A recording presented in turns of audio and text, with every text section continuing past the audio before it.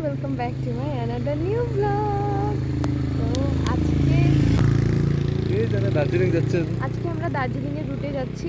এখন দার্জিলিংয়ের রুটে কি দেখবো সেটা এখন অবধি আমরা নিজেরাও জানি না। তো তোমরা আমার ভিডিওতে যদি কন্টিনিউ দেখো তাহলে বুঝতে পারবো আমরা কোথায় যাচ্ছি। So hello everyone, welcome back to my another new video. অনেক দিন পর এই ভিডিওটা আমি অনেক আগে শ্যুট করেছি, কিন্তু আমার এডিটিংয়ের একদম সময় হচ্ছিল না, just because of my job and career.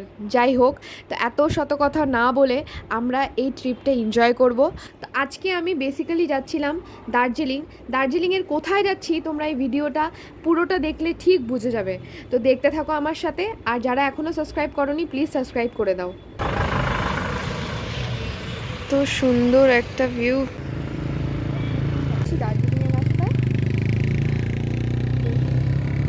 সুন্দর একটা ভিউ, এত সুন্দর একটা ভিউ, মানে কি বলবো, আমার মোবাইলটা যদি আরেকটু ভালো হতো আরও ভালো মতন তোমাদেরকে দেখাতে পারতাম। যা সুন্দর লাগছে, নিচে প্রচণ্ড গরম আর উপরে ঠিক তার অপোজিট। খুব ভালো করেছি আজকে এসে। শিলিগুড়ি কোনটা বলতো? কোনটা? ওই দিকে শিলিগুড়ি, ওই পাহাড়টা ওই দিকে শিলিগুড়ি, ওই দিকে। মানে আমরা ওই পাহাড় ক্রস করে ওই পাহাড় ক্রস করে আসে না, মানে রাস্তাটা এইভাবে আসছে তো বেঁকে গেছে, ওই জন্য ওই দিকে শিলিগুড়ি। ওই যে এইটা হচ্ছে তিরুপতি জায়গা। আমাকে বারে এটা কোনো দেখাই যাবে না, দিকে আজকে উপরে প্রায় দার্জিলিংয়ে ভীষণ পরিমাণে ভিড়, ভীষণ। আমরা কত দূর পৌঁছাতে পারবো, কোন জায়গা দেখতে পারবো সেটাও এখন অবধি জানি না, কিন্তু আজকে দার্জিলিংয়ে ঘুরতে যাবো, এইটুকু আমাদের প্ল্যান। উপরে পুরো বৃষ্টি হচ্ছে উপরে।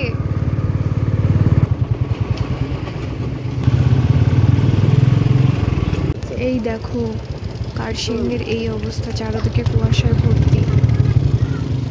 এখন আমরা কার্শিয়াংয়ের রাস্তায়, জাস্ট কার্শিয়াং ক্রস করলাম। এখন আমরা দার্জিলিংয়ের রাস্তায়, সোনাদার রাস্তায় বেরোচ্ছি। এখানে তো প্রায় অলমোস্ট বৃষ্টি পড়ছে অল্প অল্প, আগে গিয়ে বুঝতে পারবো ওয়েদারটা কেমন। এখন আগে গেলে বুঝতে পারবো। এখন আমরা কিনবো রেনকোট, এই যে দোকানে দাঁড়িয়ে আছি, কারণ এখানে ওয়েদার খুব খারাপ, উপর অব্দি যাওয়া যাবে না রেনকোট না থাকলে। পুরো ভিজে গেছি অলরেডি, দেবো পুরো ভিজে গেছে। দেখো ওয়েদার দেখো, বৃষ্টি পড়ছে এখন, পুরো বৃষ্টি, ভিজে গেলাম আমরা। ওইখান থেকে আমরা কিনিনি, এখন আবার আরেকটা দোকানে দেবো দেখছে। ব্যাড লাক, পুরো ভিজে গেছি আমি। বিশ্বাস করো খুব সুন্দর, যেটার ভয় ছিল সেটাই হলো। সোনাদা ঢুকতেও পারলাম না, আর এত বৃষ্টি এখানে, পুরো বৃষ্টি হচ্ছে, পুরো ঝড়, মানে জোরে জোরে বৃষ্টি হচ্ছে যে আমরা আর গাড়ির মধ্যে যেতে পারবো না, পুরো ভিজে গেছি অলমোস্ট। এখন একটাই উপায়, বৃষ্টি কমলে আমরা যাবো। Thank you. এখন আমরা এই চিপস খাবো আর এখানে বসে থাকবো একটা দোকানের বাইরে। আর এখানে দেখো কত বৃষ্টি। এই বর্ষাকালে পাহাড়ে আসার একটাই ডিসঅ্যাডভান্টেজ, যখন তখন সেরকম ইচ্ছা করে বৃষ্টি হয়, তার জন্য রেনকোট অবশ্যই নিয়ে আসবে, যেটা আমরা আনিনি। সব থেকে বড় মিস্টেক করেছি আজকে আমরা। কি হারে বৃষ্টি হচ্ছে, আমাদের যাওয়ার কোনো অপশানই নেই। কিরকমভাবে জল আসছে উপর থেকে, তার মানে উপরে কত বৃষ্টি হচ্ছে দেখো। প্যান্ট উপরে উঠিয়ে নিয়েছি, দেবরও প্যান্ট ভিজে গেছে। এত বৃষ্টি কেন? আমরা রেনকোট আনি নাই, দেবরও অনেক বৃষ্টি, আমি ভিজে গেছি পুরা। আমরা আর 3 কিলোমিটার পথ গেলে পরে আমাদের সোনাটা পৌঁছে যাবো, কিন্তু 3 কিলোমিটার ক্রস করতেই পারছি না।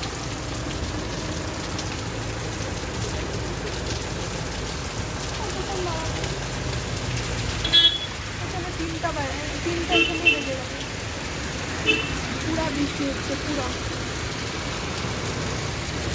আমরা সোনাদায় পৌঁছে গেছি বাজারে, এখন কিনবো দোকানে, দেবো যাচ্ছে রেনকোট কিনতে। দেখি এখানে রেনকোট পাওয়া যায় কিনা ভালো। কেমন লাগছে? আমরা রেনকোট পরে নিয়েছি, এখন আমাদেরকে অটকাতে হবে। Let's go.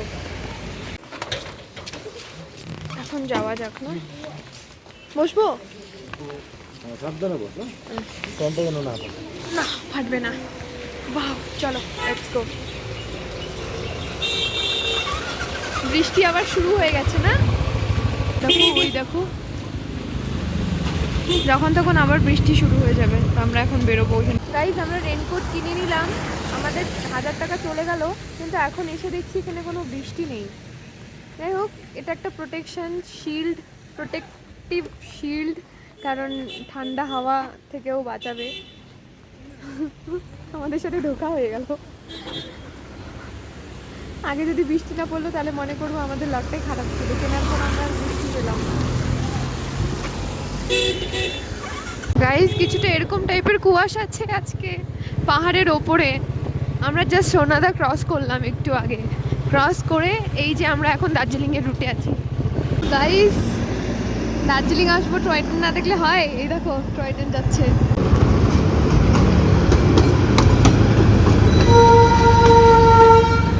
দার্জিলিং পৌঁছে গেছি গাইস, দার্জিলিং, এই যে দার্জিলিং।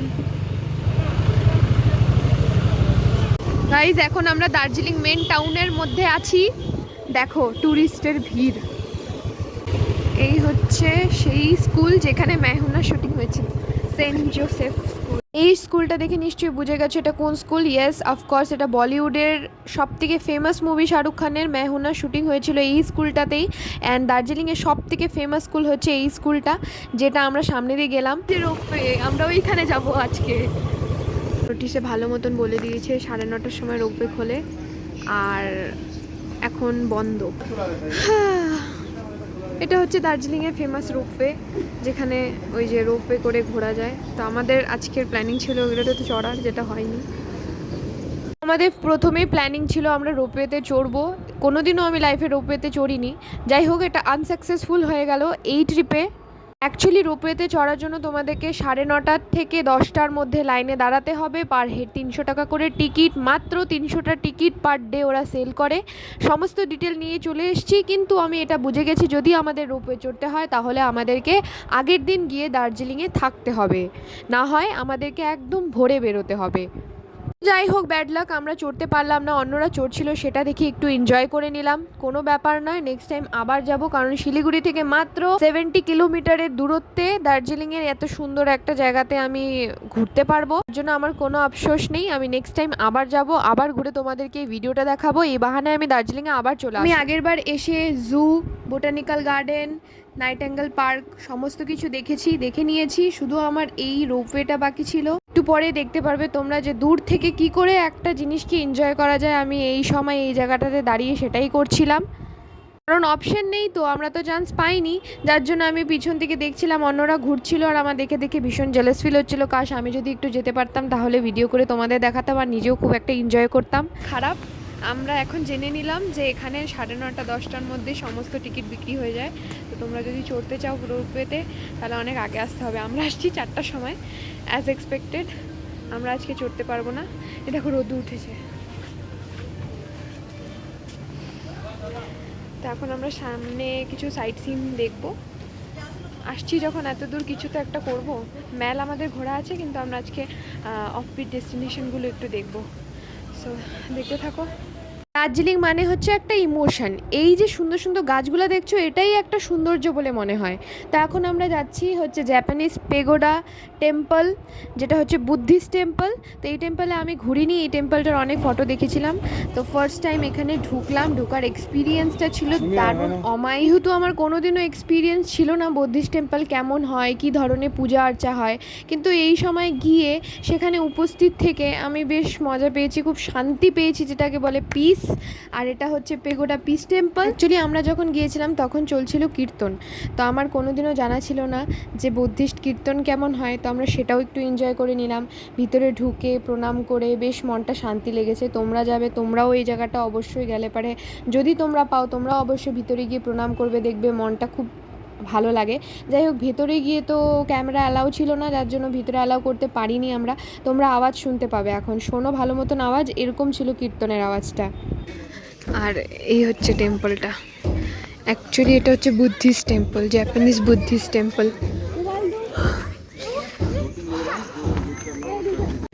খুব সুন্দর অ্যাটমসফিয়ার।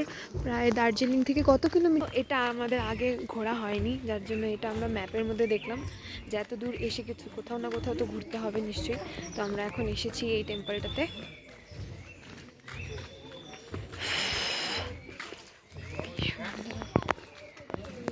সুন্দর ওয়েদার।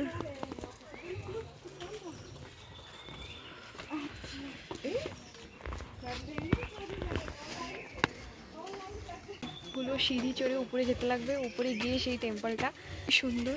আর ওয়েদারটাও আজকে খুব সুন্দর। চলো তোমাদেরকে উপরে ঘুরে দেখাই। এখানকার একটা ইন্টারেস্টিং ঘটনা তোমাদেরকে বলি।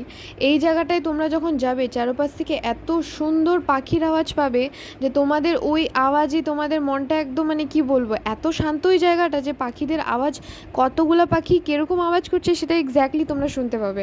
হয়তো যার জন্য এই জায়গাটার নাম হচ্ছে পিস টেম্পল। আমি সত্যি ওখানে গিয়ে একটা পিস অনুভব করেছি। আর এরকম একটা সুন্দর এনভায়রনমেন্ট হলে কার ওখানে গিয়ে শান্তি লাগবে না সেটা আমি হয়তো জানি না, বাট আমার তো ভীষণ ভীষণ ভীষণ ভালো লেগেছে যে দার্জিলিংয়ের মতন জায়গায় গিয়ে এত সুন্দর একটা অ্যাটমসফিয়ার। যাই হোক, যেখানে লোকজনের সংখ্যাটা একটু বেশি ছিল সেদিন, অ্যাকচুয়ালি সেদিন ছিল সানডে। তো তোমরা যদি এমনি উইকডেতে যাও তাহলেও হয়তো এরকম দৃশ্য এখন দেখতে পাবে, কারণ আগস্টে যেহেতু বৃষ্টি, সেহেতু এই ওয়েদারটা মানে কি বলবো, আগস্টে এরকম টাইপেরই ওয়েদার থাকে। তো আমি তো গিয়ে খুবই স্যাটিসফাই হয়েছি। অ্যান্ড এত সুন্দর অ্যামেজিং একটা ভিউ গাইস, মনটা না এমনি শান্ত হয়ে যায়, আমি তোমাদেরকে এক্সপ্লেন করতে পারবো না। তো আমি তো খুব এনজয় করেছি, চারদিকে ঘুরে বেরিয়েছি, অনেক হেঁটেছি, অনেকগুলো সিঁড়িতে চড়েছি, দেবো হাঁপিয়ে গেছিল। ফাইনালি আমরা চলে আসলাম সেই উঁচু গম্বুজটার ওখানে যেখানে মূর্তিটা ছিল। আর এই মূর্তিটাকে কেন্দ্র করে বিভিন্ন কাঠের কারুকার্য ছিল, যেখানে বুদ্ধদেবের সম্বন্ধে অনেক কিছু তথ্য দেওয়া ছিল আর নিচে লেখা ছিল। তো চলো তোমরা আগে ভিডিওটার মধ্যে দেখতে পাবে কি কি ছিল না ছিল। তোমরা যারা ওই জায়গাটা ভিজিট করেছো তারা নিশ্চয়ই দেখেছো বিভিন্ন কারুকার্যের মধ্যে একটা গল্প লুকিয়েছিল, সেই গল্পটাকে দেখতে বেশ মজা লাগছিল। তো দেখো, আমি যতটা পেরেছি আমি এই ভিডিওর মধ্যে তোমাদের সাথে শেয়ার করেছি, তোমরাও দেখো। আর তোমরা যদি স্পেশালি দার্জিলিং যাও তাহলে তো নিশ্চয়ই এই জায়গাটা ঘুরবে, দেখবে। ও হাঁপিয়ে একদম অবস্থা শেষ। আর এই হচ্ছে সেই বড় মূর্তি, এখানে কাঠের উপরে কারুকার্য করা আছে, বিভিন্ন বুদ্ধদেবের মূর্তি।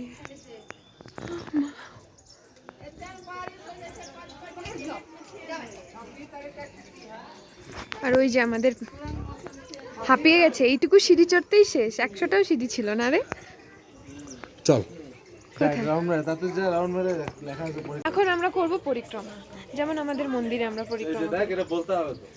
কি বলতে হবে?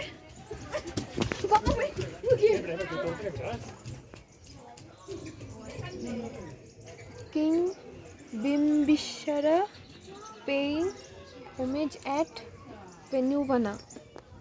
কি লেখা এটা বুঝতে মানে ওই যে পারছি উপরে না। ফটোটা ইয়ে বলছে। এটা এই হচ্ছে তার লেখাটা,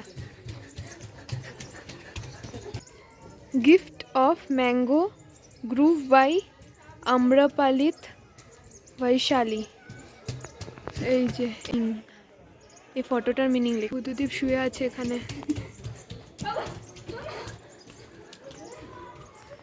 কি সুন্দর ফুলের গাছ এখানে আছে। চল চল চল। এরকম পাবি, এরকম পাবি বল, এত সুন্দর। সাধু হারা আর পড়তাম, আমরা পড়তে পারছি না। যাই হোক, কিছু একটা মানে। পুন্দরিকা সূত্র। এই যে অলওয়েজ সোলো ট্রিপ করবা, এরকম মানুষের সাথে আসবা না। ঘুরতে আইসো তাড়াতাড়ি তাড়াতাড়ি তাড়াতাড়ি চলো। এই যে হচ্ছে পুরা এরিয়াটার একটা গোটা লুক। বুঝি অধৈর্য হয়ে গেছে আমাদের, আবার রেনকোট পরে রেডি হয়ে গেছি, এখন পালা এখান থেকে বেরোনোর। এই হচ্ছে আমাদের দার্জিলিংয়ের এই জায়গাটা কি নাম? পার্কিং। পার্কিং, দার্জিলিংয়ের বড় পার্কিং। এরপর আমরা একটু যাবো মার্কেট, দার্জিলিংয়ের মার্কেট ঘুরবো এখন আমরা। দার্জিলিংয়ের মার্কেট। তো আমরা গিয়েছিলাম দার্জিলিংয়ের সব থেকে ফেমাস মার্কেটে, যেটা নাকি আমাদের স্ট্যান্ডের থেকে মাত্র 5 মিনিটের হাঁটা পথ। তো আমরা গাড়ি পার্ক করে বেরিয়ে পড়লাম সেই মার্কেটে একটা মাফলার কিনবো বলে, কারণ আমার মাফলার কেনার খুব ইচ্ছে ছিল। তো অনেক দিন ধরেই আমার ইচ্ছে ছিল মাফলার কিনবো দার্জিলিংয়ে গেলে। তো এবার আমরা একটু এক্সপ্লোর করলাম, তো গিয়ে দেখলাম যে সমস্ত কিছু সামারে পরার মতনই টি শার্ট শার্ট যেরকম আমাদের ওখানে পাওয়া যায় শিলিগুড়িতে, ঠিক তেমনই। তো আমার কোনো কিছুই পছন্দ হচ্ছিল না। এরকম হালকা পাতলা সোয়েটারও ছিল, কিন্তু আমার কোনো দরকার ছিল না, যার জন্য আমি কিছু কিনিনি।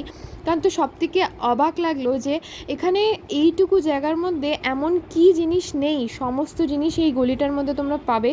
আর তোমরা যদি একবার যাও অবশ্যই পায়ে হেঁটে একবার এক্সপ্লোর করবে, খুব ভালো লাগে। আমিও গেছিলাম এক্সপ্লোর করার জন্যই, সেখানে সমস্ত দোকানে গিয়ে দাম দরও করেছি, ঠিক আমাদের শিলিগুড়ির থেকে একটু আপ ডাউন, বাট আমি কিছু কিনিনি সেদিনকার। কিন্তু ভিড় ছিল প্রায় অনেক, আর যেহেতু বিকেল হয়ে যাচ্ছিল তো অনেকগুলো দোকানপাট অলরেডি উঠেও যাচ্ছিল, কারণ ওখানে তো মানে 8টা মানে অনেক রাত, আর আমাদের শিলিগুড়িতে 8টা মানে বিকেল আমরা মনে করি।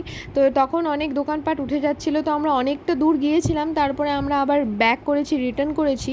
কিন্তু একদম Hong Kong market, second Hong Kong market বলতে পারো দার্জিলিংয়ে তোমরা।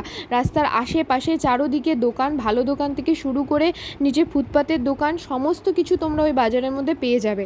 তো তোমরা যারা ওখানে দার্জিলিংয়ে ঘুরতে আসো তারা নিশ্চয়ই এগুলা দেখেছো। তো আমিও দেখলাম, বাট আমার কোনো কিছু তেমনভাবে ভালো লাগেনি, তার জন্য আমি কোনো কিছুই কিনিনি। ও যেহেতু ননভেজ খেতে পারবে না, যার জন্য আমি বেকারি থেকে ওর জন্য জিনিস আনলাম। আর ওই যে ও দাঁড়িয়ে আছে ওখানে, ও আমাকে কন্টিনিউয়াস ফোন করে যাচ্ছে, খুঁজে পাচ্ছে না আমাকে।